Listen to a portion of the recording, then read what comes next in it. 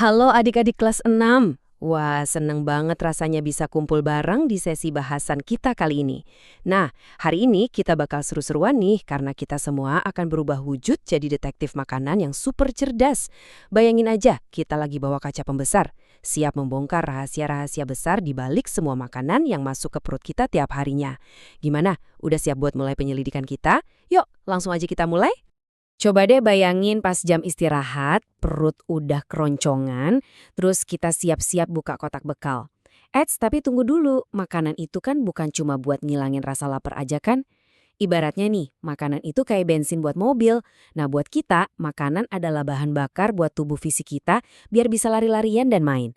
Dan yang gak kalah penting, ini juga bahan bakar buat jiwa kita biar bisa mikir jernih dan ibadahnya juga makin oke. Oke, ini dia peta belajar kita buat sesi hari ini.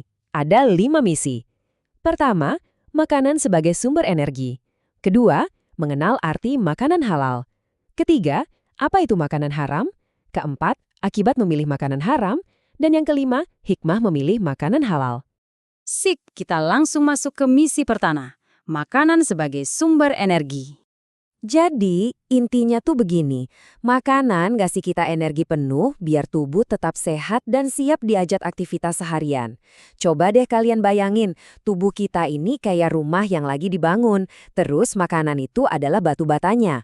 Kalau kita pakai batu bata yang abal-abal, ya pasti rumahnya gampang rubuh dong kena angin. Nah, sebaliknya, kalau batanya kuat dan berkualitas, wah, rumahnya pasti kokoh banget. Sama persis kayak tubuh kita, kalau bahan bakarnya bener, energi kita bakal super seharian. Lanjut ke misi kedua kita ya, mengenal arti makanan halal.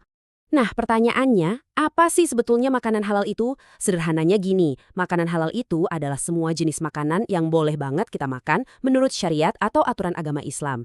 Dan pastinya ngasih kebaikan buat tubuh kita.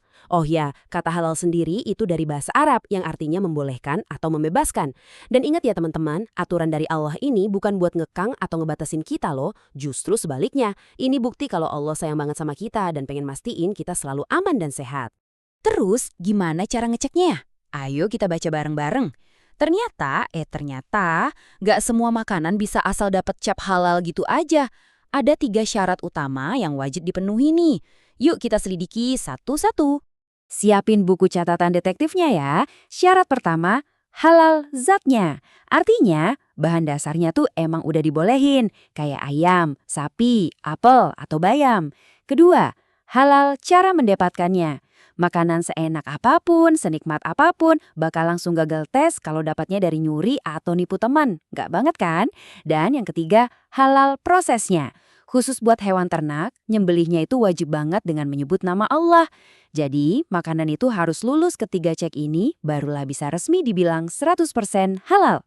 Sekarang kita masuk ke misi ketiga. Apa itu makanan haram? Kalau tadi kita bahas yang baik-baik, sekarang kita kenalan sama sisi kebalikannya. Makanan haram itu adalah semua makanan atau benda yang dilarang keras oleh agama.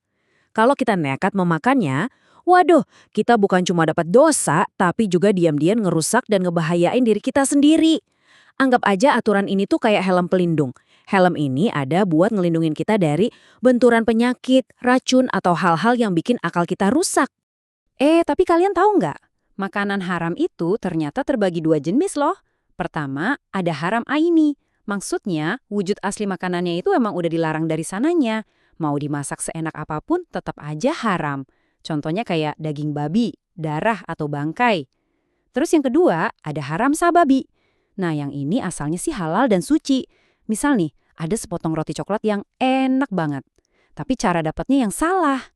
Misalnya rotinya hasil nyuri di kantin. Karena dapatnya dari cara curang, roti yang tadinya halal itu auto berubah jadi haram buat dimakan. Biar makin ada bayangan, ini nih beberapa contoh konkret dari haram ini. Agama kita melarang kita makan daging babi, hewan yang menjijikan kayak katak dan kecoa, atau tanaman-tanaman yang beracun dan bikin mabuk. Kenapa sih dilarang?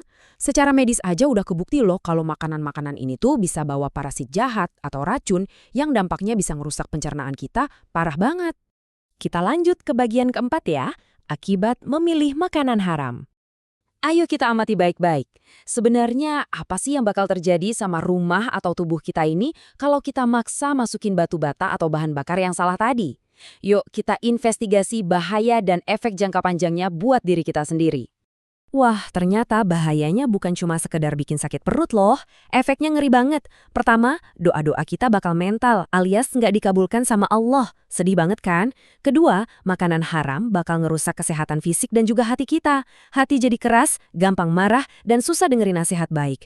Ketiga, karena hati udah kotor oleh sesuatu yang dilarang, amal ibadah yang capek-capek kita kerjain jadi nggak diterima. Dan yang keempat, pastinya kita bakal dapat dosa. Benar-benar efek domino yang bikin rugi total ya kan? Coba dengarkan baik-baik hadis yang satu ini.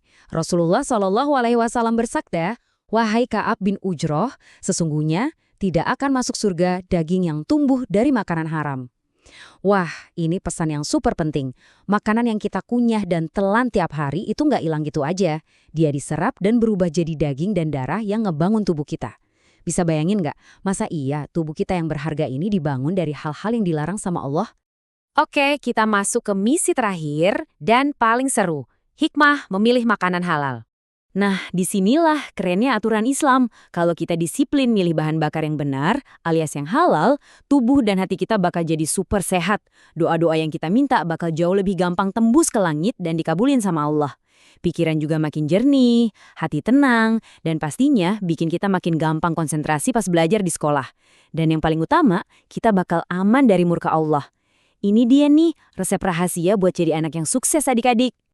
Wah, selamat ya! Kalian semua hebat banget udah berhasil nyelesain pelatihan detektif kita hari ini. Sekarang, kalian udah punya kemampuan baru. Udah pegang daftar periksanya buat tahu mana makanan yang jadi sumber energi positif dan mana yang wajib banget dihindari. Sebelum kita tutup bahasan seru kita kali ini, kakak punya satu pertanyaan tantangan nih buat kalian. Besok, pas bel istirahat bunyi dan kalian lari ke kantin buat jajan, apa sih hal pertama yang bakal kalian cek di bungkus makanannya? Yuk mulai sekarang kita pakai terus insting detektif hebat yang baru aja dipelajari ini di kehidupan sehari-hari. Pastiin jajanan kalian itu 100% halal dan aman ya. Terima kasih banyak udah jadi peserta yang luar biasa hari ini. Sampai ketemu lagi di bahasan ilmu kita selanjutnya dan teruslah jadi pembelajar yang penuh semangat.